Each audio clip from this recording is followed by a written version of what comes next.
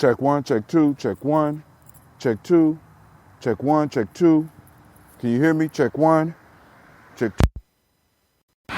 Check one, check two, check one, check two, check one. All right, I'm up. I'm up and I'm live. This is Brother Hatil coming at you live on mile 3.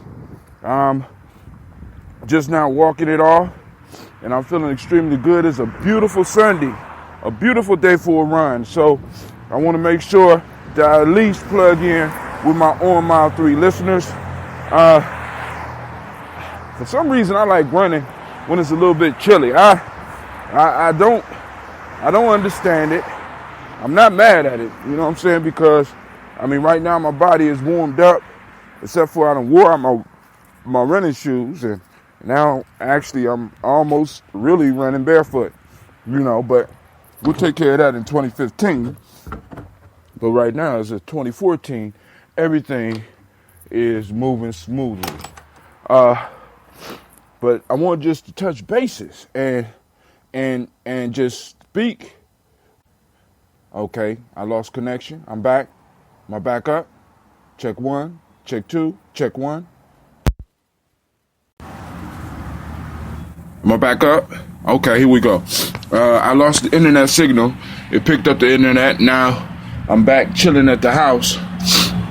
And I don't have nothing pertinent on my mind at this point in time. I just did a show on Friday, Freestyle Friday, and that kind of got a lot of stuff out of me. But one of the things that I am looking into is trauma. I'm doing a little bit of research on trauma, just a little bit, you know, nothing comparable to what some of the masters are out there looking into. But, you know, I'm reading a real good book on trauma, and I'm reflecting on a lot of the people that I deal with, and myself as well, you know, because one of the key pieces is always making sure that you do your own self-reflection. And reflecting, I can see that in a lot of ways I am traumatized, and a lot of people that I'm dealing with are traumatized. And the interesting thing that really caught my attention when as I'm going through this book, because I'm still going through the book, but the author states that trauma up until recently, and even is having problems up to this day, is being recognized as something of a mental illness. It's like they attribute it to other things. And of course, we all know, we done heard PTSD, post-traumatic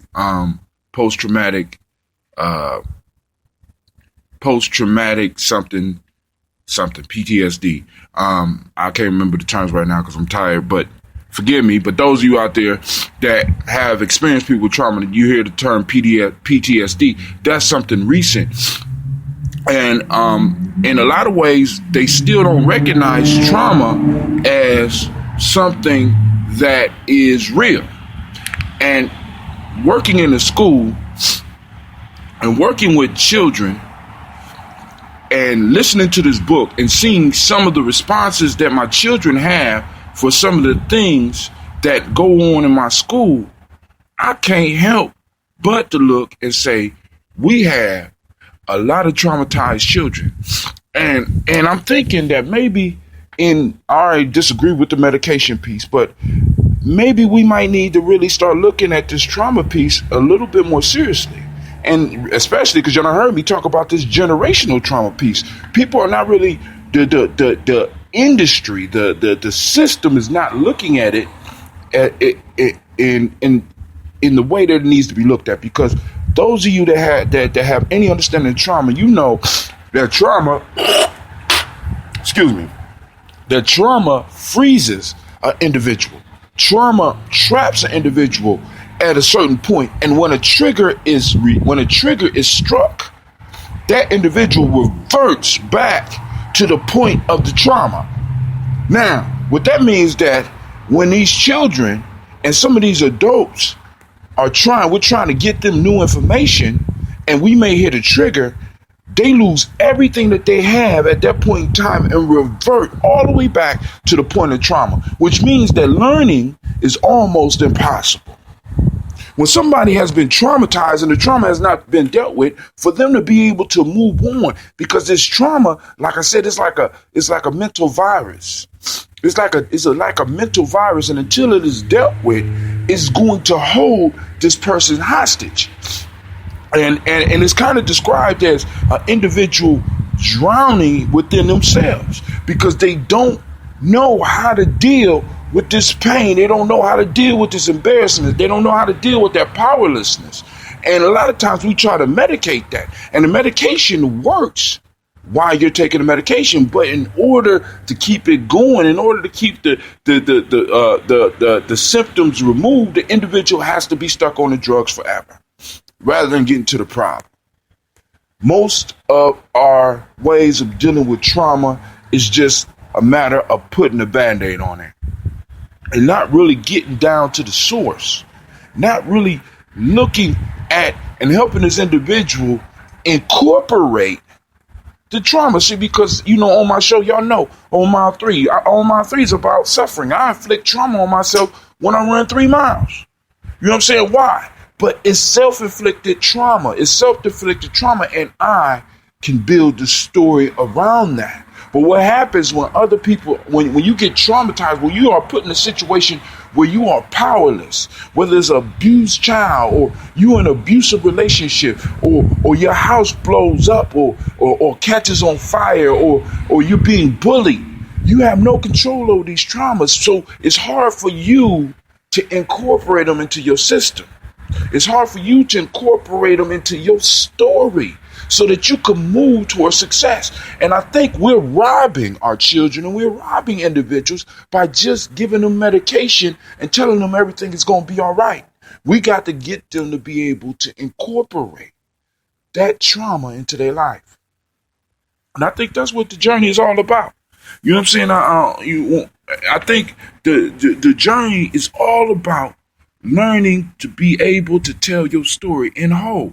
Some people become so traumatized that they don't even remember what caused the trauma. But every time the trigger goes off, they blowing up like dynamite.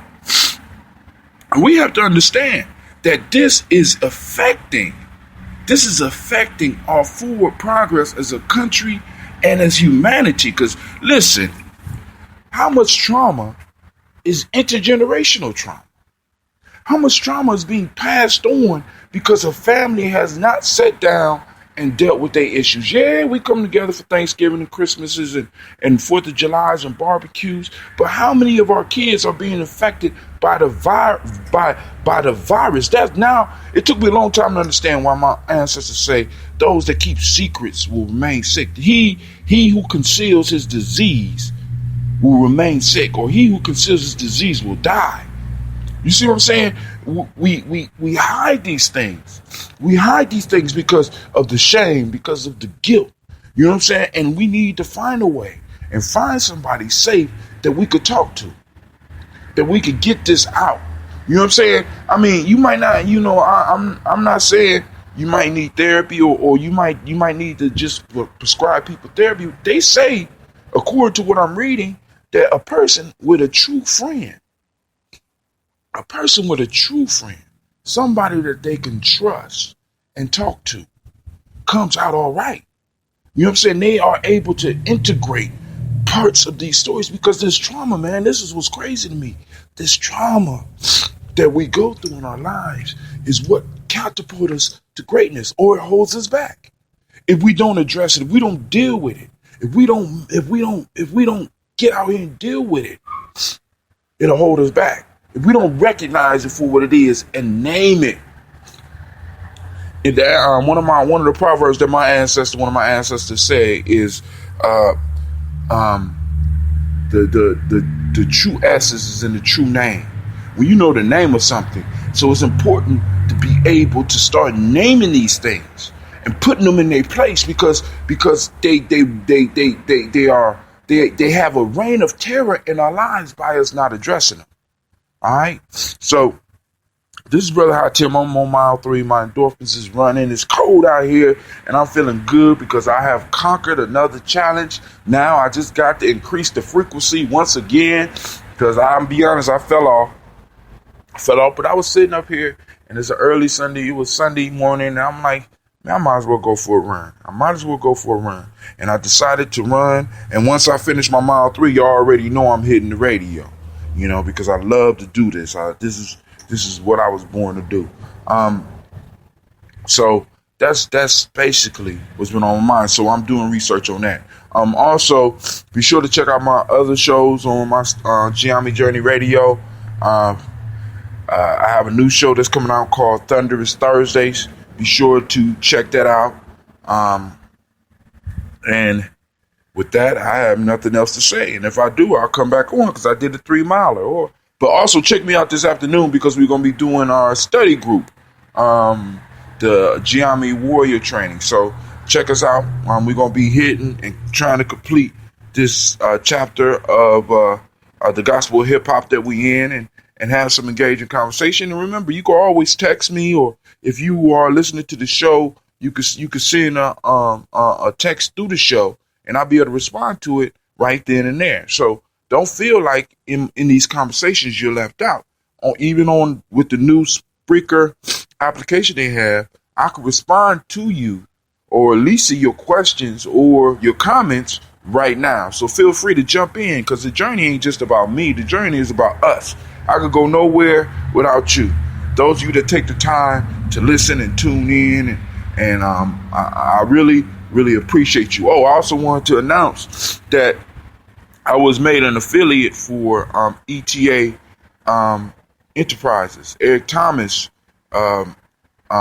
Enterprises. So what that means is when you go to my website, I'm going to be having some of his stuff up. Those that don't know who Eric Thomas is, you can Google him because he's he has YouTube, he has Twitter, he has Facebook, and he's an inspirational speaker. And he built his career off of his trauma. He made it through his trauma. He addressed his trauma. He labeled his trauma, and he was able to use it as a stepping stone to move to where he is now.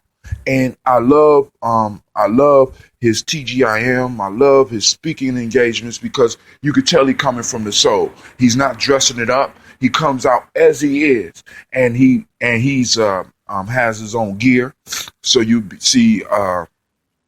see links on my site for you to plug in and get some of his gears, all with his inspirational sayings. I was surprised because I looked on it the other day. They got socks. You know what I'm saying? So they done moved the game up to where they got socks. So you can wear socks. You got the jerseys. You got the hats. You know what I'm saying? But then even more importantly, he has the literature. So he has one book called The Secret to Success, which I got on Audible, which was a real good read. Actually, I listened to it maybe 2 or 3 times, and I turned some of my brothers onto it. And also, he has a new book out called Greatness is Upon You. I'm trying to wait for it to come out on Audible. I don't know if it's coming out on Audible, maybe, but if not, I'm going to have to buy the book and work through the book. But he has some real good material.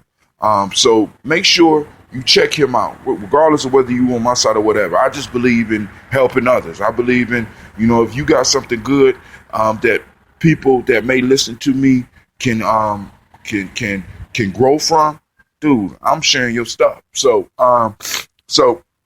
make sure you check that stuff out. Any proceeds I get, a portion, of course, is going to Simba and, of course, to Giammi Journey so that we can have our weekly, not help with the bi-weekly meetings, as well as get us a war chest together so that we can do our camping trips. But also a portion that is going towards Rescue, Release, and Restore, which is Simba and Simsa.